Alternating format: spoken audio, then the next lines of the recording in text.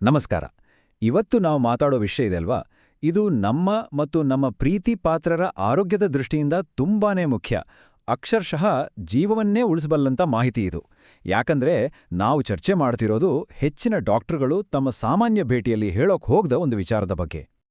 ನೋಡಿ, ಇದು ಯಾರಿಗೂ ಗೊತ್ತಾಗದಾಗೆ ರಾತ್ರಿ ಕತ್ಲಲ್ಲಿ ಸದ್ದಿಲ್ದೆ ನಗಿತಾ ಇರುತ್ತೆ.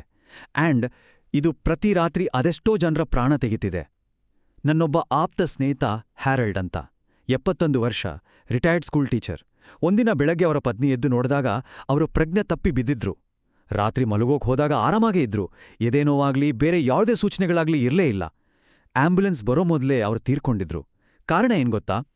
ನಿದ್ದೆಯಲ್ಲೇ ಆದ ಒಂದು ದೊಡ್ಡ heart attack. European heart journal ಇದೆಯಲ್ವಾ, ಅಲ್ಲಿ ಪ್ರಕಟವಾದ ಒಂದು ದೊಡ್ಡ ಅಧ್ಯಯನದಲ್ಲಿ 60ರಿಂದ 80 ವರ್ಷದ ಸುಮಾರು 84,000ಕ್ಕೂ ಹೆಚ್ಚು ಜನರನ್ನ 9 ವರ್ಷಗಳ ಕಾಲ ಗಮನಿಸಿದ್ರು.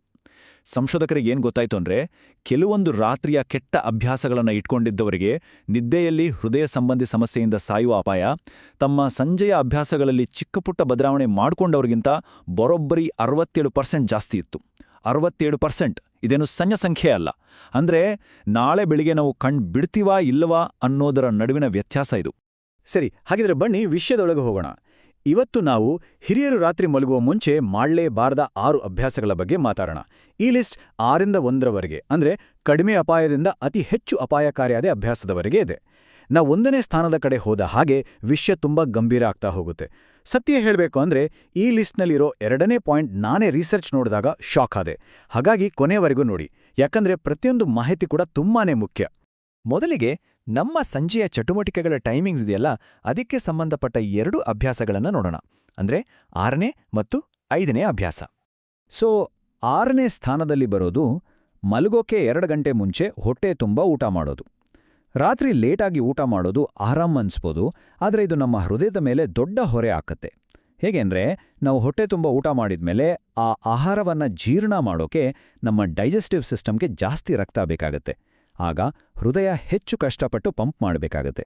ಅದರಲ್ಲೂ 65 ವರ್ಷ ದಾಟಿದವರಲ್ಲಿ ಈ ರೀತಿ ಊಟದ ನಂತರ ಹೃದಯದ ಮೇಲಾಗೋ ಒತ್ತಡದಿಂದ ಬ್ಲಡ್ ಪ್ರೆಷರ್ ಸರಾಸರಿ 22 ಪಾಯಿಂಟ್ಸ್ ಹೆಚ್ಚಾಗುತ್ತೆ. ಅಷ್ಟೇ ಅಲ್ಲ, ಸುಮಾರು 3 ಗಂಟೆಗಳ ಕಾಲ ಹಾರ್ಟ್ ಬೀಟ್ ಕೂಡ ಜಾಸ್ತಿಯೇ ಇರುತ್ತೆ. ಹಾಗಿದ್ರೆ ಇದಕ್ಕೆ ಪರಿಹಾರ ಏನು?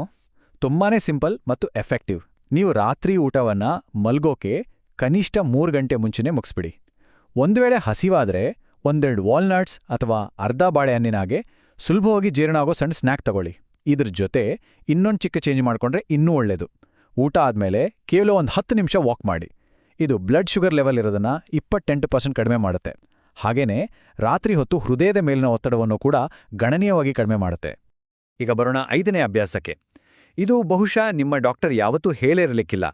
70 ವರ್ಷ ಮೇಲ್ಪಟ್ಟ ಸುಮಾರು 60% ಹಿರಿಯರು ಪ್ರತಿದಿನ ಸಂಜೆ ಇದರ ಬಗ್ಗೆ ಯೋಚನೆನೇ ಮಾಡದೆ ಒಂದು ತಪ್ಪು ಮಾಡ್ತಾರೆ. ನಾನು ಮಾತಾಡ್ತಿರೋದು ಬೆಳಗ್ಗೆ ಹೊತ್ತು BP ಟ್ಯಾಬ್ಲೆಟ್ ತಗೊಳ್ಳೋದ್ರ ಬಗ್ಗೆ. ಒಂದು ಅದ್ಭುತವಾದ ಸ್ಟಡಿಲಿ ಏನು ಗೊತ್ತಾಗಡೆ ಅಂದ್ರೆ, BP ಮಾತ್ರೆಗಳನ್ನು ಬೆಳಗ್ಗೆ ಬದಲು ರಾತ್ರಿ ಮಲಗೋ ಮುಂಚೆ ತಗೊಂಡ್ರೆ ಹಾರ್ಟ್ ಅಟ್ಯಾಕ್ ಅಪಾಯ 45% ಕಡಿಮೆ ಆಗುತ್ತೆ, ಹಾರ್ಟ್ ಫೇಲಿಯರ್ ಅಪಾಯ 49% ಕಡಿಮೆ ಆಗುತ್ತೆ, ಮತ್ತು ನಂಬೋಕೆ ಕಷ್ಟ ಆದರೂ ಪಾರ್ಶ್ವವಾಯು ಅಂದ್ರೆ ಸ್ಟ್ರೋಕ್ ಆಗೋ ರಿಸ್ಕ್ ಬರೋಬ್ಬರಿ 66% ಕಡಿಮೆ ಆಗುತ್ತೆ. ಯಾಕೆ ಹೀಗೆ ಅಂದ್ರೆ, ನಮ್ಮ ರಕ್ತದೊತ್ತಡ ಬೆಳಗಿನ ಜಾವ ಅಂದ್ರೆ ಸುಮಾರು 3ರಿಂದ 6 ಗಂಟೆ ಸಮಯದಲ್ಲಿ ಅಪಾಯಕಾರಿ ಮಟ್ಟಕ್ಕೆ ಏರುತ್ತೆ. ಇದನ್ನ ನ್ಯಾಕ್ಟರ್ನಲ್ ಹೈಪರ್ಟೆನ್ಷನ್ ಅಂತಾರೆ. ಹೆಚ್ಚಿನ ಹಾರ್ಟ್ ಅಟ್ಯಾಕ್ ಮತ್ತು ಸ್ಟ್ರೋಕ್ಗಳು ಆಗೋದು ಇದೇ ಸಮಯದಲ್ಲಿ. ನಾವು ಮಾತ್ರನ ರಾತ್ರಿ ತಗೊಂಡಾಗ ದೇಹಕ್ಕೆ ಯಾವಾಗ ಅತಿ ಹೆಚ್ಚು ಅವಶ್ಯಕತೆ ಇರುತ್ತೋ ಆವಾಗ ಅದು ಪೂರ್ಣ ಶಕ್ತಿಯಿಂದ ಕೆಲಸ ಮಾಡುತ್ತೆ. ಆದರೆ ಒಂದು ವಿಷಯ ನೆನ್ಪಿಡಿ, ನಿಮ್ಮ ಡಾಕ್ಟರ್ ಜೊತೆ ಮಾತಾಡದೆ ನೀವಾಗೇ ಮೆಡಿಸಿನ್ ಟೈಮ್ ಚೇಂಜ್ ಮಾಡ್ಕೋಬೇಡಿ. ಸರಿ, ನಮ್ಮ ಲಿಸ್ಟ್ನಲ್ಲಿರೋ ಮುಂದಿನ 2 ಅಭ್ಯಾಸಗಳು ನಮ್ಮ ಸುತ್ತಮುತ್ತಲಿನ ವಾತಾವರಣಕ್ಕೆ ಸಂಬಂಧಪಟ್ಟಿವೆ. ಅಂದ್ರೆ ನಾವು ಎಷ್ಟು ನೀರು ಕುಡಿತೀವಿ ಮತ್ತು ನಾವು ಯಾವ ಥರದ ಬೆಳಕಿಗೆ ಒಡ್ಡಿಕೊಳ್ಳುತ್ತೇವಿ ಅನ್ನೋದು. 4ನೇ ಸ್ಥಾನದಲ್ಲಿರೋದು ಸೈಲೆಂಟ್ ಡಿಹೈಡ್ರೇಷನ್ ಟ್ರ್ಯಾಪ್.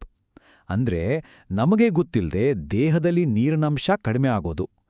ರಾತ್ರಿ ಪದೇ ಪದೇ ಬಾತ್ರೂಮ್ಗೆ ಎದ್ದೇಳ್ಬೇಕಾಗತ್ತಾ ಅಂತ ಸಂಜೆ ಹೊತ್ತು ನೀರು ಕುಡಿಯೋದನ್ನ ನಾವು ಕಡಿಮೆ ಮಾಡ್ತೀವಿ ಅಲ್ವಾ? ಆದರೆ ಸಮಸ್ಯೆ ಏನಂದ್ರೆ, ವಯಸ್ಸಾದ ಹಾಗೆ ನಮಗೆ ಬಾಯಾರಿಕೆ ಆಗ್ತಿರೋದೇ ಗೊತ್ತಾಗಲ್ಲ. ಹಾಗಾಗಿ ಬಾಯಾರಿಕೆ ಆಗಿಲ್ಲ ಅಂದ್ರೂ ದೇಹದಲ್ಲಿ ನೀರು ಕಡಿಮೆ ಆಗಿರ್ಬೋದು. ನಾವು ನಿದ್ದೆ ಮಾಡಬೇಕಾದ್ರೆ ಡಿಹೈಡ್ರೇಟ್ ಆದ್ರೆ ನಮ್ಮ ರಕ್ತ ದಪ್ಪ ಆಗತ್ತೆ, ಥೇಟ್ ಜೇನುತುಪ್ಪದ ಹಾಗೆ. ಈಗ ನೀವೇ ಯೋಚನೆ ಮಾಡಿ, ನೀರನ್ನ ಪಂಪ್ ಮಾಡೋದು ಸುಲಭನಾ ಅಥವಾ ಜೇನುತುಪ್ಪನ ಪಂಪ್ ಮಾಡೋದು ಸುಲಭನಾ? ದಪ್ಪ ರಕ್ತವನ್ನ ಪಂಪ್ ಮಾಡಕ್ಕೆ ಹೃದಯ ತುಂಬಾ ಕಷ್ಟಪಡಬೇಕಾಗತ್ತೆ. ಇದರಿಂದ ರಕ್ತ ಹೆಪ್ಪುಗಟ್ಟಿ ಸ್ಟ್ರೋಕ್ ಆಗೋ ಅಪಾಯ ಕೂಡ ಹೆಚ್ಚಾಗತ್ತೆ. ಇದಕ್ಕೆ ಪರಿಹಾರ ಅಂದ್ರೆ ರಾತ್ರಿ ಮಲ್ಗೋ ಮುನ್ನ ಗಟಗಟ ಅಂತ ನೀರು ಕುಡಿಯೋದಲ್ಲ. ಅದಕ್ಕಿಂತ ಒಂದು ಸ್ಮಾರ್ಟ್ ವಿಧಾನ ಇದೆ.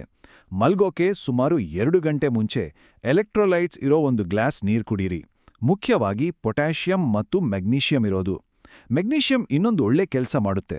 ಅದು ನಮ್ಮ ರಕ್ತನಾಳಗಳ ಗೋಡೆಗಳನ್ನ ರಿಲ್ಯಾಕ್ಸ್ ಮಾಡಿ ನಿದ್ದೆ ಮಾಡುವಾಗ ಬಿಪಿ ಕಡಿಮೆ ಆಗೋಕೆ ಸಹಾಯ ಮಾಡುತ್ತೆ. 3ನೇ ಅಭ್ಯಾಸ, ಸತ್ಯ ಹೇಳ್ಬೇಕು ಅಂದ್ರೆ ಇದನ್ನ ಕೇಳಿದ್ರೆ ಬೇಜಾರಾಗತ್ತೆ. ಯಾಕಂದ್ರೆ ಪ್ರತಿ ವಾರ ನಾನು ಇಂಥ ಕೇಸ್ಗಳನ್ನ ನೋಡ್ತಾನೆ ಇರ್ತೇನೆ. 78 ವರ್ಷದ ಡೊರೋಥಿ ಅನ್ನೋ ನನ್ನೊಬ್ರು ಪೇಷಂಟ್ 1.5 ವರ್ಷದಲ್ಲಿ 2 ಸಣ್ಣ ಸ್ಟ್ರೋಕ್ ಆಗಿ ನನ್ನತ್ರ ಬಂದಿದ್ರು.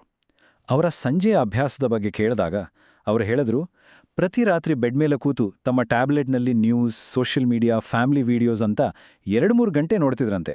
ಅಯ್ಯೋ ಪಾಪ, ಆ ಅಭ್ಯಾಸವೇ ತಮ್ಮ ಹೃದಯಕ್ಕೆ ಎಷ್ಟು ಅಪಾಯ ತರ್ತಿದೆ ಅಂತ ಅವ್ರಿಗೆ ಗೊತ್ತೇ ಇರಲಿಲ್ಲ. ಇದರ ಹಿಂದಿರೋ ಸೈನ್ಸ್ ಏನ್ ಗೊತ್ತಾ? ನಮ್ಮ ಮೊಬೈಲ್, ಟ್ಯಾಬ್ಲೆಟ್ ಸ್ಕ್ರೀನ್ಗಳಿಂದ ಬರೋ ನೀಲಿ ಬೆಳಕು ಅಂದ್ರೆ ಬ್ಲೂ ಲೈಟ್ ಮೆಲಟೋನಿನ್ ಅನ್ನೋ ಹಾರ್ಮೋನ್ ಉತ್ಪಾದನೆಯನ್ನ ತಡೆಹಿಡಿಯುತ್ತೆ. ಮೆಲಟೋನಿನ್ ಅಂದ್ರೆ ಬರೀ ನಿದ್ದೆ ಬರ್ಸೋ ಹಾರ್ಮೋನ್ ಅಲ್ಲ, ಅದು ನಮ್ಮ ರಕ್ತನಾಳಗಳ ಒಳಪದರವನ್ನ ರಕ್ಷಿಸೋ ಒಂದು ಪವರ್ಫುಲ್ ಆಂಟಿಆಕ್ಸಿಡೆಂಟ್ ಕೂಡ. ಇದೊಂದು ರೀತಿ ರಕ್ಷಣಾ ಕವಚ ಇದ್ದ ಹಾಗೆ. ರಾತ್ರಿ ಹೊತ್ತು ಸ್ಕ್ರೀನ್ ನೋಡಿದಾಗ ಈ ಮೆಲಟೋನಿನ್ ಉತ್ಪಾದನೆ ನಿಂತೋಗುತ್ತೆ. ಅಂದ್ರೆ ಆ ರಕ್ಷಣಾ ಕವಚ ಇಲ್ದ ಹಾಗೆ ಆಗತ್ತೆ. 70 ವರ್ಷ ಮೇಲ್ಪಟ್ಟವರಲ್ಲಿ ಮೆಲಟೋನಿನ್ ಉತ್ಪಾದನೆ 75% ಕಡಿಮೆ ಆಗಿರೋದ್ರಿಂದ ಈ ಪರಿಣಾಮ ಇನ್ನೂ ಜಾಸ್ತಿ ಅಪಾಯಕಾರಿ. ಹಾಗಾಗಿ ರಾತ್ರಿ ಮಲಗೋಕೆ 2 ಗಂಟೆ ಮುಂಚೆ ಸ್ಕ್ರೀನ್ಗಳನ್ನು ಆಫ್ ಮಾಡೋದು ನಮ್ಮ ಹೃದಯದ ಆರೋಗ್ಯಕ್ಕೆ ನಾವು ತಗೋಬೋದಾದ ಅತ್ಯಂತ ಶಕ್ತಿಯುತ ನಿರ್ಧಾರಗಳಲ್ಲಿ ಒಂದು. ಸರಿ, ಈಗ ನಾವು ಕೊನೆಯ ಮತ್ತು ಅತಿ ಮುಖ್ಯವಾದ 2 ಅಭ್ಯಾಸಗಳ ಕಡೆಗೆ ಬಂದಿದ್ದೇವೆ. ಇದು ನಾವು ಹೇಗೆ ಮಲಗ್ತೇವೆ ಮತ್ತು ನಮ್ಮ ಮಾನಸಿಕ ಒತ್ತಡದ ಪ್ರಭಾವದ ಬಗ್ಗೆ ಇದೆ. 2ನೇ ಅಭ್ಯಾಸ, ಮತ್ತಿದು ನಿಮಗೆ ಆಶ್ಚರ್ಯ ತರುತ್ತೆ ಅಂತ ನಾನು ಹೇಳಿದ್ದೆ ಅಲ್ವಾ, ಅದು ಬೆನ್ನು ಮೇಲೆ ಮಲಗೋದು. ಹೌದು, ನೀವು ಕೇಳಿದ ಸರಿ, ನೇರವಾಗಿ ಬೆನ್ನು ಮೇಲೆ ಮಲಗೋದು. ಇದರ ಹಿಂದಿರೋ ಸಂಶೋಧನೆಗಳನ್ನ ನೋಡಿದ್ರೆ ಇದನ್ನ ಅಲ್ಲಗಳೆಯೋಕೆ ಸಾಧ್ಯವೇ ಇಲ್ಲ. ನಾವು ನೇರವಾಗಿ ಬೆನ್ನ ಮೇಲೆ ಮಲಗಿದಾಗ ಗ್ರಾವಿಟಿಯಿಂದಾಗಿ ನಮ್ಮ ನಾಲ್ಗೆ ಮತ್ತು ಗಂಟಿಲಿನ ಮೃದು ಭಾಗಗಳು ಹಿಂದಕ್ಕೆ ಬಿದ್ದು ನಮ್ಮ ಉಸಿರಾಟದ ದಾರಿಯನ್ನ ಭಾಗಶಃ ಅಥವಾ ಪೂರ್ತಿಯಾಗಿ ಬ್ಲಾಕ್ ಮಾಡ್ಬೋದು. ಸ್ಲೀಪ್ ಅಪ್ನಿಯಾ ಅನ್ನೋ ಸಮಸ್ಯೆ ಆಗೋದು ಹೀಗೇನೆ. ಆಗ ನಮ್ಮ ಮೆದುಳು ಎಮರ್ಜೆನ್ಸಿ ಸಿಗ್ನಲ್ ಕಳಿಸಿ ದೇಹದಲ್ಲಿ ಕಾರ್ಟಿಸಾಲ್, ಅಡ್ರಿನಾಲಿನ್ ಅಂತ ಸ್ಟ್ರೆಸ್ ಹಾರ್ಮೋನ್ಗಳನ್ನ ಬಿಡುಗಡೆ ಮಾಡುತ್ತೆ. ಇದರಿಂದ ಬಿಪಿ ಅಪಾಯಕಾರಿ ಮಟ್ಟಕ್ಕೆ ಏರ್ಬಿಡುತ್ತೆ. ಇದೇ ಕಾರಣಕ್ಕೆ ಅಮೆರಿಕನ್ ಹಾರ್ಟ್ ಅಸೋಸಿಯೇಷನ್ ಟ್ರೀಟ್ಮೆಂಟ್ ತಗೊಳ್ಳದ ಸ್ಲೀಪ್ ಅಪ್ನಿಯಾವನ್ನ ಹೈ ಬಿಪಿ, ಹಾರ್ಟ್ ಅಟ್ಯಾಕ್ ಮತ್ತು ಸ್ಟ್ರೋಕ್ಗೆ ಒಂದು ಮುಖ್ಯ ಕಾರಣ ಅಂತ ಅಧಿಕೃತವಾಗಿ ಹೇಳಿದೆ. ಹಾಗಿದ್ರೆ ಪರಿಹಾರ ಏನು? ಸಿಂಪಲ್, ಪಕ್ಕಕ್ಕೆ ತಿರುಗಿ ಮಲ್ಗೋದು. ಅದರಲ್ಲೂ ಎಡಪಕ್ಕ ಮಲಗಿದ್ರೆ ಹೃದಯದ ಮೇಲಿನ ಒತ್ತಡ ಕಡಿಮೆಯಾಗಿ ಹೆಚ್ಚಿನ ರಕ್ಷಣೆ ಸಿಗುತ್ತೆ. ಮತ್ತು ಈಗ ನಾವು ಬಂದಿದ್ದೇವೆ ನಮ್ಮ ಲಿಸ್ಟ್ನ ನಂಬರ್ 1 ಸ್ಥಾನಕ್ಕೆ. ಹಿರಿಯರಿಗೆ ಅತ್ಯಂತ ಅಪಾಯಕಾರಿಯಾದ ರಾತ್ರಿಯ ಅಭ್ಯಾಸ. ಇದುವರೆಗೂ ನಾವು ಮಾತಾಡಿದ ಬೇರೆ ಎಲ್ಲ ಅಭ್ಯಾಸಗಳ ಅಪಾಯವನ್ನ ಇದು ಒಟ್ಟಿಗೆ ಸೇರಿಸಿ ದುಪ್ಪಟ್ಟು ಮಾಡುತ್ತೆ. ಅದು ಮಲಗೋ ಸಮಯದಲ್ಲಿ ಕಾಡುವ ದೀರ್ಘಕಾಲದ ನಾವು ಗಮನ ಕೊಡದ ಮಾನಸಿಕ ಒತ್ತಡ. ನಮ್ಗೆ ಮಾನಸಿಕ ಒತ್ತಡ ಆದಾಗ ದೇಹದಲ್ಲಿ ಕಾರ್ಟಿಸೋಲ್ ಮತ್ತು ಅಡ್ರಿನಾಲಿನ್ ಬಿಡುಗಡೆ ಆಗುತ್ತೆ ಅಂತ ಹೇಳಿದ್ನಲ್ವಾ?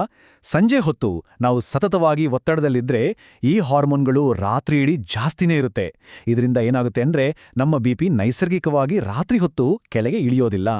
ಸಾಮಾನ್ಯವಾಗಿ ಆರೋಗ್ಯವಂತ ವ್ಯಕ್ತಿಯಲ್ಲಿ ನಿದ್ದೆ ಮಾಡುವಾಗ ಬಿಪಿ ಒಂದು 10-20% ಕಡಿಮೆ ಆಗುತ್ತೆ. ಇದನ್ನ ನಾಕ್ಟರ್ನಲ್ ಡಿಪ್ಪಿಂಗ್ ಅಂತಾರೆ. ಇದು ನಮ್ಮ ಹೃದಯ ಮತ್ತು ರಕ್ತನಾಳಗಳಿಗೆ ಸಿಗೋ ರೆಸ್ಟ್ ಟೈಮ್ ಇದ್ದ ಹಾಗೆ. ಆದರೆ ಸತತ ಒತ್ತಡದಲ್ಲಿರೋರಿಗೆ ಈ ರೆಸ್ಟ್ ಸಿಗೋದೇ ಇಲ್ಲ.